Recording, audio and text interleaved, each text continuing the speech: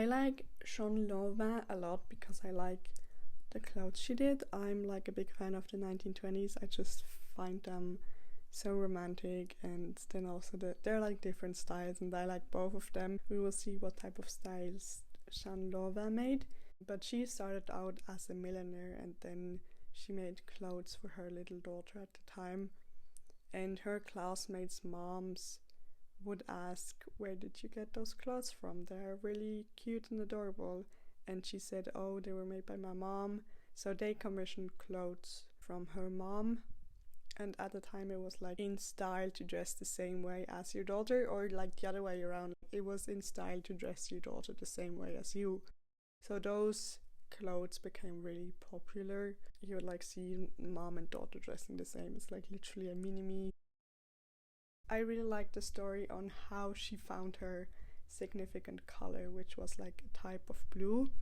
And the thing was, at the time she traveled to Italy and she saw this painting by Fra Angelico, who was an early Renaissance painter, and he was also a type of monk. Just something I wanted to add is that the pigment used for Maria's cloth and also for the angel sometimes is that the pigment it was made out of was lapis lazuli stone, and that was the most expensive pigment at the time. So it's funny that Lanvin chose this type of blue, which today is not the most expensive pigment anymore, and she choosing it for her couture house where luxury is such a important thing is clever, because now her clients, mostly women, are dressing in the most luxurious blue reserved for Mary only and the angels. A year ago I watched a documentary about Lanvin, and there it said that Nadiva was the first ever dress where she was inspired by Fra Angelico. She took reference from several paintings. Here, for example, she was inspired by the angel's dress. And I've just watched those videos called Lanvin Dialogues, and Bruno found this sketch in the archives and he just decided to print it on a t-shirt. And it's just so cool that here we used this sketch of an angel made in the 30s probably, of a painting that was made in the 1450s by a painter who was born in the 14th century, end of 14th century. It's just crazy because this image is like this painting. This is more than 500 years old and people are wearing it today. I just find that so cool. And this is just my own theory. I was thinking, since she was inspired by the blue angel in a Fra Angelico painting, why not also use clothes other angels had worn? And then I also found this picture here from 1910, so it seems like there was a Fra Angelico wave going on, and I think that her red dresses were inspired by this angel, and then her pink dresses were also inspired by this angel who's telling Mary that she will conceive Jesus. And finally, I wanted to add this little backstory. The painting Annunciation by Fra Angelico, he made several versions, but one of them is seen as the Fra Angelico painting still today. But this art historian Daniel Arras argues that he doesn't think it's the case, just because Adam and Eve are in the Garden of Mary, and he thinks a real friar would have never painted Adam and Eve in Mary's garden, because like Mary is so pure and the opposite of Eve, and that's why he doesn't think that's possible, and he thinks that this is rather a painting by one of Fra Angelico's students. In other Fra Angelico paintings there's either a fence in the garden or Adam and Eve are separated from her garden and only in the background. And I agree with this theory. I think that's really plausible. And those two paintings, they're like my favorite paintings of Fra Angelico, because can you tell who Judas is? And the funny thing is, I don't know if he actually painted a black halo or if it went dark over time, because in Persian miniatures they used silver and now everything is black, it turned black. So I like to think that the halo was already black at Fra Angelico's time.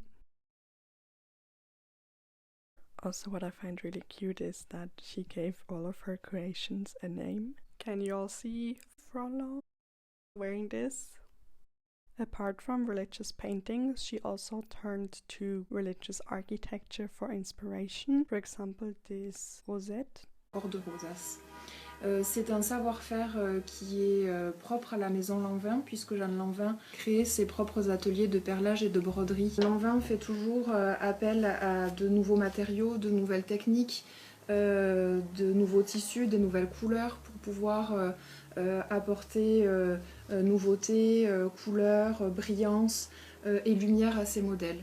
Elle utilise des taffetas, des velours, des tulles, mais aussi des perles tubulaires, des miroirs, des morceaux de rhodoïdes ou encore des morceaux de coraux par exemple, qui apportent toute cette nouveauté et diversité à ses créations.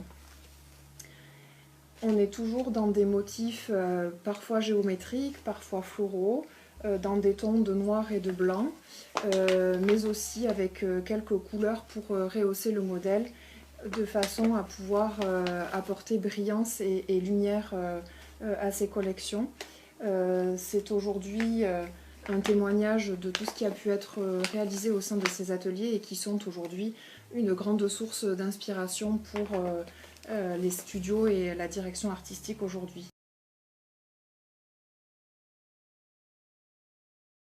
Up until recently, Shanlova didn't seem as present in the fashion world, at least to me. In 2018, they've gotten a new creative director named Bruno Sialelli. The show that stood out most to me so far was the Spring-Summer 21 fashion show in Shanghai. They did it in the U Garden and I really liked that. Because on the one hand, the brand now belongs to a Chinese as far as I've heard, and then Shanghai is kind of the perfect spot to do the show because it's a modern city, but they still have elements from the past. Like the U-Garden is like typically Chinese, but then they also have parts that look French because a part of the city kind of used to belong to the French, and then it's still called French Quarter. And then they also had English part of the city is called the Bund. The architecture is like really European, so it's like a mix of all of that and kind of perfect for Lova.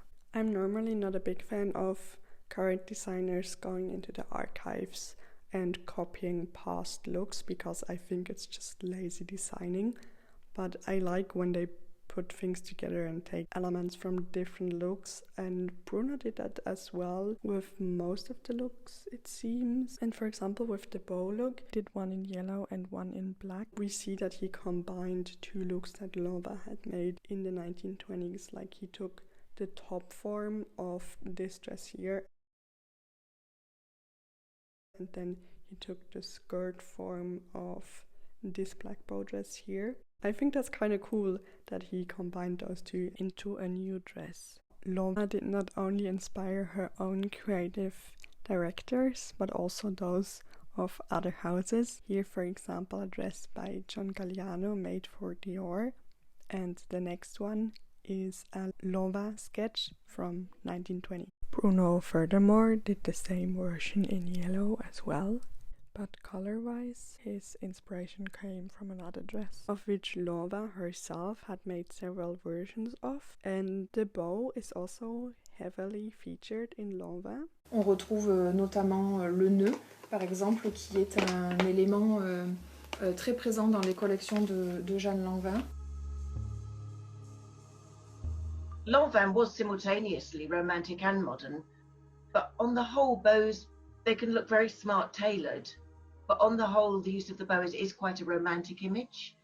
And so where we see bows in Lanvin's collections, it's mostly when she was looking at historical revival styles, back to 18th century Rococo revival styles, and whereas some designers were doing sort of narrow garçon styles of evening wear and day wear that were the same, Lanvin made robe de style, which was sort of based on 18th century full-skirted dresses in pastel colours, sometimes with a sash with a big bow on it, or bow motifs. And then again in the late 1930s, the pattern books give you an amazing insight into the materials used, the juxtaposition of materials and the colours. But then if you do further research and look at the dresses where some of those designs were applied, you see the scale. And so we see sort of really quite tiny pink ribbon work bows to immense beaded bows on the front of a 1925 dress. And today we think of bows in terms of colour and political activism. So they're associated with sort of anti-bullying, with anti-violence against women and all sorts of things. But in the 1920s and 30s, the associations are predominantly romantic. And also the bow is steeped in symbolism. You know, it's about, you know, like the ties that bind. It's about union, it's about strength, it's about togetherness. And so in the 20s and 30s, it's predominantly, associated. It's a pretty unashamedly romantic and feminine motif.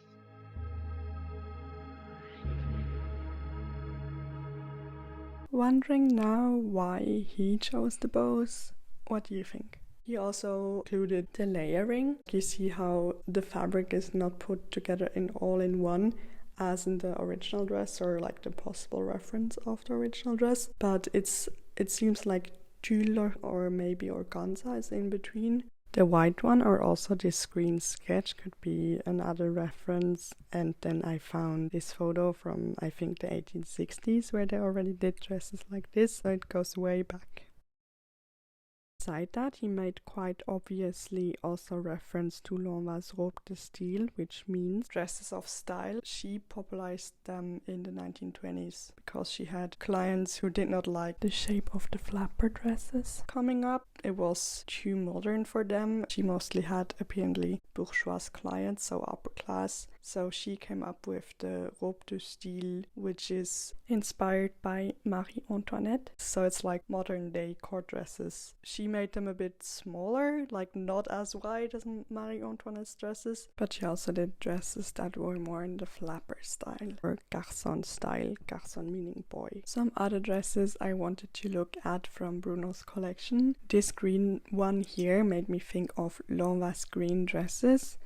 I don't know why she chose this color exactly. Since she turned to Angelico for her blue, I can imagine that she turned to other artists for other colors too. Here it would be El Greco, a Greek artist, hence the name, who had worked in Spain and is one of the big Spanish masters who also inspired Picasso and Balenciaga after him. Thus, El Greco could be a possible reference for the green.